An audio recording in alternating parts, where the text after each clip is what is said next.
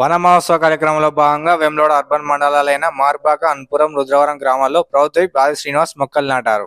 ఈ సందర్భంగా వారు మాట్లాడుతూ ప్రతి పౌరుడు ఒక మొక్క నాటి ఆకుపచ్చ తెలంగాణ ఆవిష్కరణలో తన వంతు పాత్ర పోషించాలని, ఇప్పుడున్న పరిస్థితులలో అంతరించిపోతున్న అడవులను కాపాడే బాధ్యత ప్రతి ఒక్కరిపై ఉందని తెలిపారు. వన మహోత్సవంలో నాటిన మొక్కలను కాపాడే బాధ్యత మనందరిపైన ఉందని తెలిపారు. ఈ కార్యక్రమంలో అర్బన్ మండల కాంగ్రెస్ నాయకులు తదితరులు ఉన్నారు.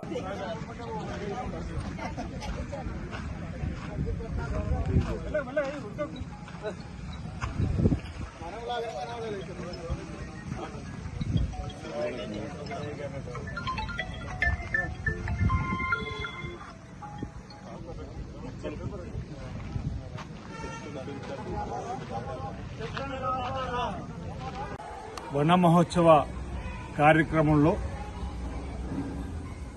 చెట్లను పెంపొందించాలని ఈరోజు మారుపాక హై స్కూల్లో ఏర్పాటు చేసినటువంటి కార్యక్రమంలో పాల్గొనమని కోరినటువంటి సందర్భంలో రావడం జరిగింది. ప్రధానంగా మనం చిన్నప్పుడు పాఠశాలలో చదువుకున్నప్పుడు కూడా చెట్లను పెంపొందించుకోవాలి, చెట్లను సంరక్షించుకోవాలి. గతంలో చరిత్రలో అశోకుడు చెట్లు నాటెను అనేటువంటిది కూడా మనం చదువుకోవడం జరిగింది. అంటే దాని ప్రాధాన్యత కార్బన్ డైఆక్సైడ్ను పీల్చుకొని ఆక్సిజన్ మనకు అందించేటువంటి ఒక ప్రాణవాయువును అందించేటువంటి అడవులు, చెట్లు ఉండాలని చెప్పినటువంటి ఒక లక్ష్యం.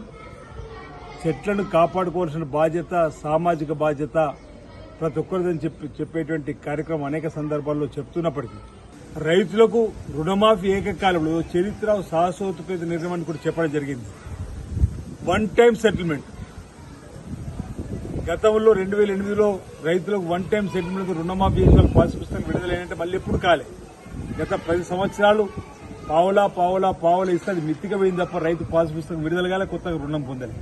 ఈరోజు వన్ టైం సెటిల్మెంట్ ద్వారా ₹1,00,000 మొన్న 18వ తారీఖు ఇచ్చినాం. ఈ నెలాఖరు లోపల ₹1 నుంచి ₹1,00,000 తీసుకున్న వారికి మనం 18 నాడు మాఫీ చేయించినాం. రేవంత్ రెడ్డి గారు సర్కార్, గౌరవ ముఖ్యమంత్రి, డిప్యూటీ సీఎం భట్టి విక్రమార్క గారు, మంత్రి మండలి అందరి సహకారంతో ఈ నెల 31 లోపల 1,00,000